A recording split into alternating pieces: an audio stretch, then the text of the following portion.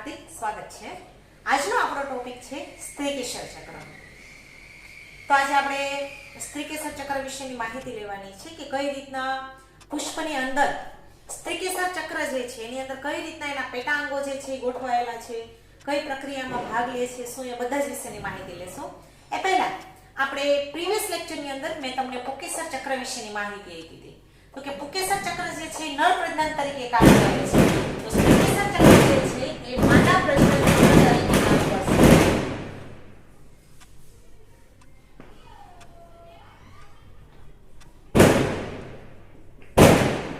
સ્ત્રીકેસર ચક્ર જે છે એનું કામ શું છે તો કે માદા પ્રજનન તંત્ર તરીકેનું એ ભાગ ભજવે છે। કારણ કે આપણે મેં કાલના લેક્ચરમાં જ આપણે આ વસ્તુનું ડિસ્કશન કર્યું હતું કે પુષ્પના જે ચાર ભાગો, ચાર ચક્રો છે, વજ્રચક્ર, દલચક્ર, પુકેસર ચક્ર અને સ્ત્રીકેસર ચક્ર, એમાં સૌથી અંદરનું ચક્ર જો હોય કોઈ તો એ કયું છે તો કે સ્ત્રીકેસર ચક્ર। તો તમે આ પોઈન્ટ પણ લખી શકો, સૌથી અંદરનું ચક્ર।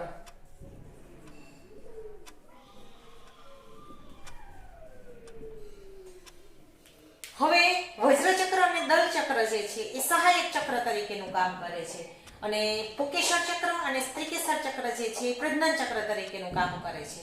એમાં પુકેસર ચક્ર જે છે નરજન્યુઓનું નિર્માણ કરશે અને સ્ત્રીકેસર ચક્ર જે છે એ માદાજન્યુઓનું નિર્માણ કરશે।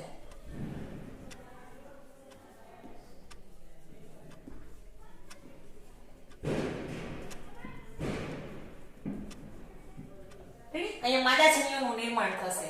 એટલે આજનો ટોપિક જે છે એ પુકેસર ચક્ર અને સ્ત્રીકેસર ચક્ર જે છે એના બંને ડિફરન્સના પોઈન્ટ જે છે એ પણ અલગ કરાવતી જાઉં અને કઈ રીતના એની ગોઠવણી હોય છે આપણે એના વિશેની પણ માહિતી લેશું।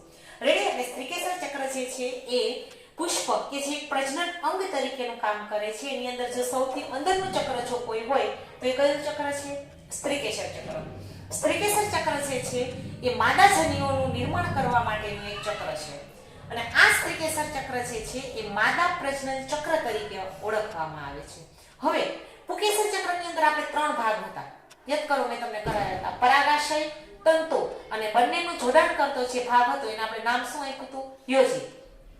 એ જ રીતના સ્ત્રીકેસર ચક્ર જે છે એની અંદર ત્રણ ભાગો હોય છે કે સ્ત્રીકેસર ચક્રમાં પરાગાસન, પરાગવાહિની અને બીજાશય। સ્ત્રીકેસર ચક્રમાં કયા કયા ભાગો જોવા મળે છે તો કે સ્ત્રીકેસર ચક્રની અંદર પરાગાસન, પરાગવાહિની અને બીજાશય, આ ત્રણ ભાગો જે છે એ જોવા મળે છે। હવે આપણે આ ત્રણેય ભાગો વિશેની માહિતી લેવાની છે। તો કે સૌપ્રથમ આપણે પરાગાસન વિશેની માહિતી લઈએ। પરાગાસન, પહેલા હું તમને એનો જસ્ટ ખાલી એક સિમ્પલ ફિગર જે છે ડ્રો કરીને બતાવી દઉં કે આ રીતના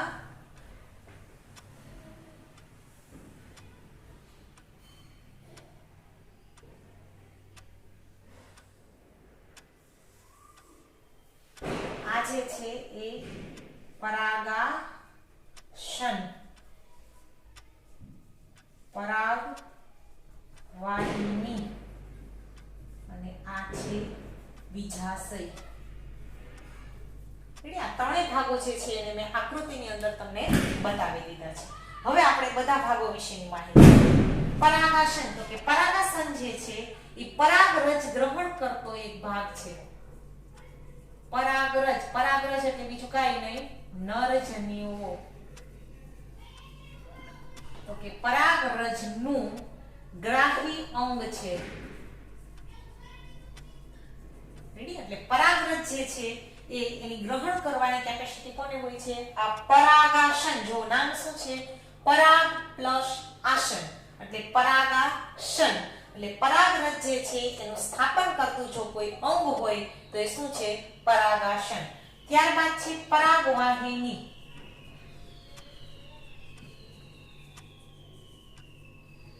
તો કે આ જે પરાગવાહિની છે એ પરાગાસન અને બીજાશયને જોડતી એક નળી જેવી રચના છે।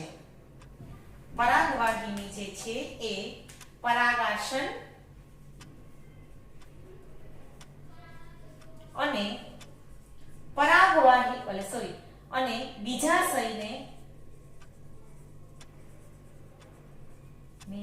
જોડતી પાતળી નળી જેવી રચના છે.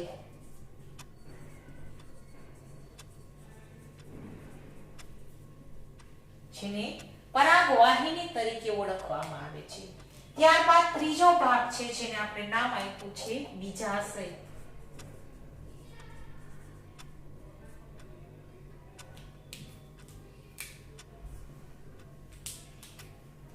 તો કે સ્ત્રીકેસર ચક્રનો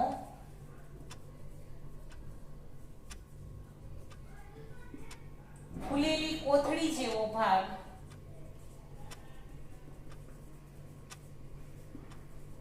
કોથળી જેવા ભાગને બીજાશય તરીકે ઓળખવામાં આવે છે.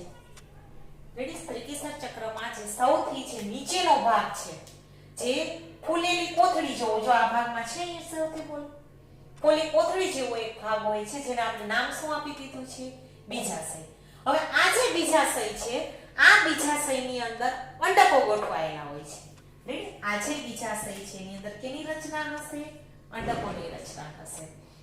એટલે એ પાઠ તમે હું અહીંયા લખી આપું છું કે બીજાશયની અંદર બીજાશયમાં અંડકો ગોઠવાયેલા હોય છે.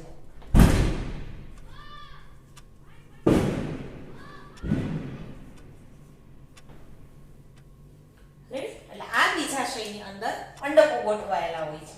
રેડી? એટલે આ રીતના સ્ત્રીકેસર ચક્ર જે છે મેં કીધું એ પ્રમાણે માદા પ્રજનન ચક્ર છે. સૌથી અંદરનું ચક્ર છે. માદા જન્યુઓનું નિર્માણ જે છે આ ચક્રની અંદર થતું હોય છે. 3 ભાગ ધરાવે છે: પરાગાસન, પરાગવાહિની અને બીજાશય.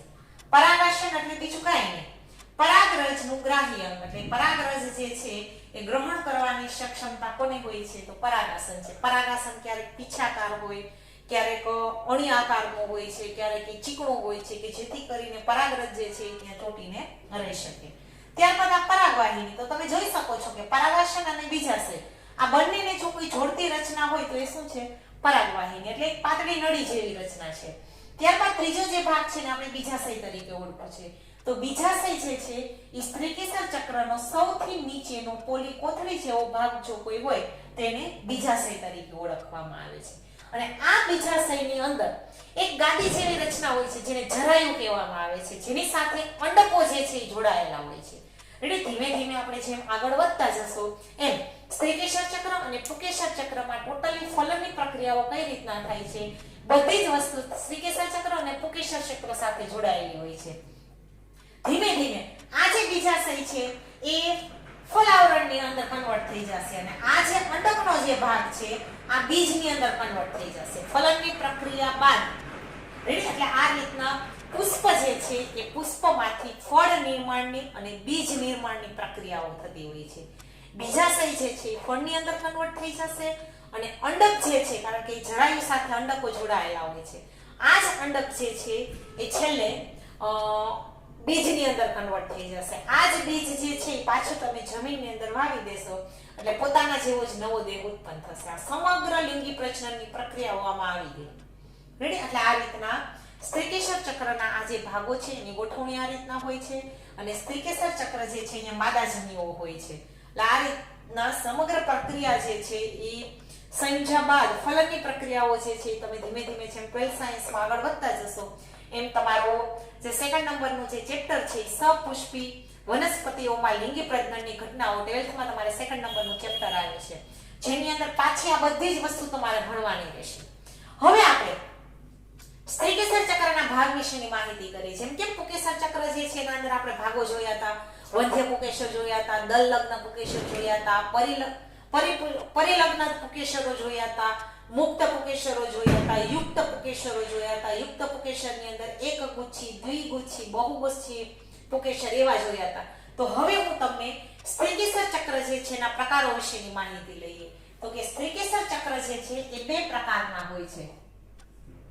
એક તો મુક્ત સ્ત્રીકેસર,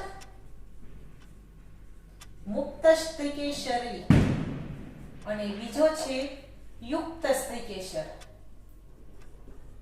રેડી? સ્ત્રીકેસર ચક્ર જે છે એના કેટલા ભાગ હોય છે? તો કે બે ભાગ હોય છે, મુક્ત સ્ત્રીકેસર અને યુક્ત સ્ત્રીકેસર. મુક્ત સ્ત્રીકેસર જે છે એના ઉદાહરણની અંદર હું તમને આપું છું એક તો કમળ અને બીજું છે ગુલાબ. અને યુક્ત સ્ત્રીકેસરની અંદર ઉદાહરણ આપું છું હું તમને રાઈ અને ટમેટા. મુક્ત સ્ત્રીકેસરોના સ્ત્રીકેસરો જે છે એકબીજા સાથે જોડાયેલા હોતા નથી, એ સેપરેટ હોય છે. અને યુક્ત સ્ત્રીકેસરમાં સ્ત્રીકેસરો જે છે એકબીજા સાથે જોડાયેલા હોય છે. રેડી? એટલે આ રીતના જેમ પુકેસર ચક્રની અંદર આપણે પ્રકારો લીધા હતા એમ સ્ત્રીકેસર ચક્રની અંદર પણ આ રીતના પ્રકારો જે છે જોવા મળે છે. રેડી? આ વાત થઈ સ્ત્રીકેસર ચક્ર વિશે. રેડી? એટલે સ્ત્રીકેસર ચક્ર જે છે આમ તો તમારો 3 થી 4 માર્ક્સનો ક્વેશ્ચન છે. તો તમારે એની અંદર સ્ત્રીકેસર ચક્રની સ્ટેપ ટુ સ્ટેપ આ રીતના થિયરી જે છે આપવાની રહેશે. એટલે આજે મેં છે તમને બોર્ડ વર્ક કરીને આપેલું છે. આજે થોડું તમને લોકેશન પણ અલગ લાગશે કારણ કે હું અલગ જગ્યાએથી લેક્ચર લઉં છું, એટલે 2-3 દિવસ તમે જરાક એડજસ્ટમેન્ટ કરી લેશો. પછી આપણે જે નોર્મલી જે હતું એ જ પ્રમાણે આપણે લેક્ચર આવશે. થોડું લોકેશન ચેન્જ થઈ ગયેલું છે એટલે તમને કદાચ બોર્ડ વર્કની અંદર પ્રોબ્લેમ થતો હોય તો થોડું એડજસ્ટ કરી લેશો. પણ આ જ વસ્તુ તમને તમારી ટેક્સ્ટ બુકની અંદર આપેલી છે, છતાં મેં તમને બોર્ડ વર્ક જે છે એ કરીને આપ્યું છે. થોડું સેટલમેન્ટ કરી લેશો એટલે થઈ જશે. એટલે આ વાત થઈ આપણે સ્ત્રીકેસર ચક્રની. અને આ જ ટોપિક જે છે એ મેં તમને પુકેસર ચક્ર અને સ્ત્રીકેસર ચક્ર આ બંને ચક્ર જે છે એના ડિફરન્સ કઈ રીતના લખવા એ પણ મેં તમને સમજાવી દીધું છે આમાં. હવે હું તમને ફલનની ઘટના જે છે હું ખાલી નીટના ટોપિક માટે અને તમારા નોલેજ માટે આ વસ્તુ જે છે એ સમજાવી રહી છું કે કઈ રીતના આની અંદર પુકેસર ચક્ર અને સ્ત્રીકેસર ચક્ર જે છે એ ફલનની પ્રક્રિયા સાથે કઈ રીતના સંકળાયેલું છે હું તમને એના વિશેની જસ્ટ માહિતી આપી દઉં છું અત્યારે.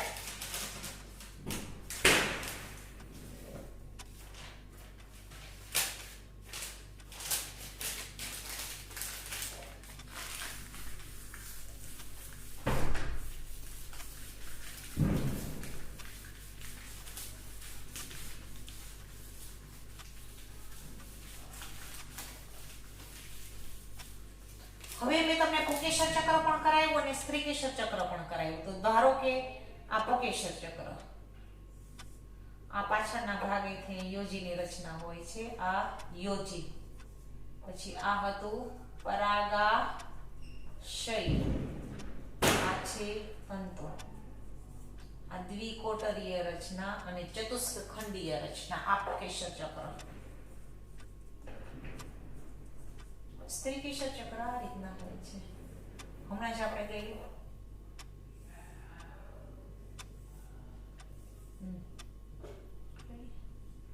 હવે પુકેસર ચક્ર અને સ્ત્રીકેસર ચક્ર જ્યારે જોડેલ તબક્કામાંથી પસાર થશે, યાની કે લિંગી પ્રદાન કરવા માટે જ્યારે સક્ષમ થશે ત્યારે આ જે પરાગાશય છે એનું સ્ફોટન થશે અને એની આ જે પરાગરજ જે છે એ સ્થાપિત થશે. આ પરાગરજ, કારણ કે આ પરાગરજ માટેનું ગ્રાહી અંગ છે, મેં હમણાં થોડી વાર પહેલા જ તમને કીધું. એટલે આ પરાગરજ જે છે એ સ્થાપિત થઈ ગઈ. આ પ્રક્રિયા જે છે એને આપણે શું કહીએ છીએ? પરાગનયનની પ્રક્રિયા. એટલે પરાગનયનની પ્રક્રિયા મારફતે આ અહીંયા આવશે. હવે આ પરાગનયન કરવા માટે વાહકોની જરૂરિયાત ઊભી થતી હોય છે. આ બધું આપણે ભણશું એટલે ટેન્શન ન લેતા, જસ્ટ હું તમને માહિતી માટે કહું છું આ બધી વસ્તુઓ. વાહકોમાં ઘણી વખત પાણી દ્વારા થાય છે, ઘણી વખત પવન દ્વારા થતો હોય છે, ઘણી વખત કીટકો દ્વારા થશે. કીટકોની અંદર મધમાખી છે, માખી છે, ફૂદા છે, પતંગિયું છે, આ બધું આવી જશે. એટલે આ રીતના વાહકો દ્વારા પરાગનયન, સ્વપરાગનયન હશે તો કઈ જરૂરિયાત ઊભી થશે નહીં. દ્વિલિંગી પુષ્પ હશે, એક જ પુષ્પની અંદર આ બધી વસ્તુ હાજર હશે તો સીધે સીધું થઈ જશે, જેને સ્વપરાગનયન અથવા તો સ્વફલન કહેવામાં આવે છે. રેડી? હવે આ પરાગનયનની પ્રક્રિયા થયા બાદ આ જે પરાગરજ છે, કારણ કે મેં તમને કીધું હતું કે આ જે છે નરજન્યુ છે. રેડી? અને અહીંયા માદાજન્યુઓ હોય છે. તો નરજન્યુ જે છે અહીંયા કેવા હોય છે?